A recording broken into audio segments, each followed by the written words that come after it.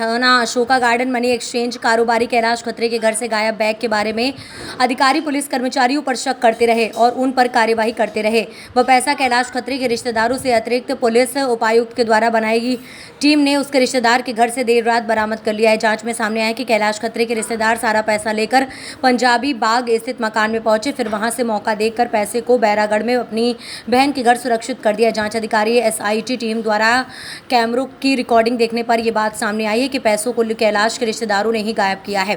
मामले की पूरी जानकारी देते हुए DCP जोन 1 सुश्री प्रियंका शुक्ला द्वारा बताया गया कि पुलिस द्वारा आरोपी बहन के घर से लगभग 42 लाख रुपए पुलिस द्वारा प्राप्त किए गए हैं। मामले में अब तक लगभग 72 लाख रुपए के आसपास की राशि पुलिस द्वारा जब्त की जा चुकी है। पैसे को लेकर कैलाश खत्री से अभी पूछताछ की जा रही है। कहीं ना कहीं इसके तार हवाला रैकेट से भी जुड़े होने की आशंका बताई जा रही है।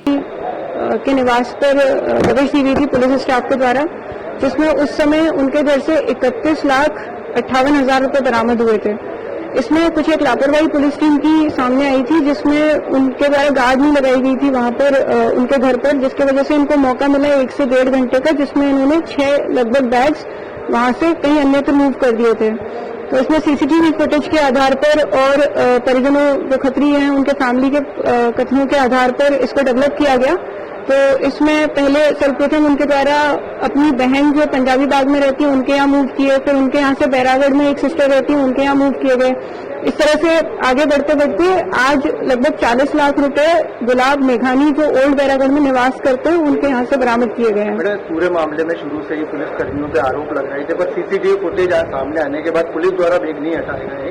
उसके बाद भी 5 पुलिस कर्मियों पे जो कार्रवाई की गई है, किन बिनाओं पे उन कार्रवाई की गई? इसमें पुलिसकर्मी के द्वारा कोई भी बैग नहीं उठाए गए हैं, ये क्लियर है। इसमें लेकिन जो टीम गई थी उनकी सबसे बड़ी लापरवाही थी कि उन्होंने वहां पर लॉक लगवाने के बाद कोई अपना गार्ड नहीं छोड़ा, जिस वजह से उनको फैमिली को मौका मिला वहां से 6 बैग्स मूव करने का, जिसकी अभी तक लगभग जो रिकवरी हुई है उसके बेसिस पर लगभग 40 लाख रुपए वहां से मूव कर दिए गए थे। तो ये गंभीर लापरवाही है जिसमें इनका सस्पेंशन हुआ और उनके विरुद्ध जांच ऑर्डर की गई है। तकरीबन कितना लगभग टोटल कितने पैसे बरामद हुए? इसमें टोटल 71 लाख रुपए बरामद किए गए हैं। किन किन व्यक्तियों पे पुलिस द्वारा कार्रवाई की गई है?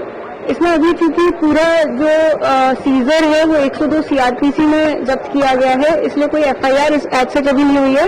जब उसकी जांच में कि इसका स्रोत क्या था और कोई अपराध का होना पाया जाता है तो इसमें FIR की गई है। पैसा कहाँ से लाए थे, कहाँ किस में इस्तेमाल किया जा रहा था? इसमें भी लगातार जो है उनसे पूछताछ की जा रही है। इनकम टैक्स डिपार्टमेंट को भी हमारे द्वारा सूचना दी गई है, तो वो भी लगातार उनसे पूछताछ कर रहे हैं। अभी तक हमारा फोकस था कि जो बैग्स गायब किए गए हैं उनका पता लगाना, जो एक चैलेंजिंग टास्क था, जिसमें ACP हबीबगंज और उनकी टीम ने बहुत अच्छी मेहनत करके उसका पता लगाया।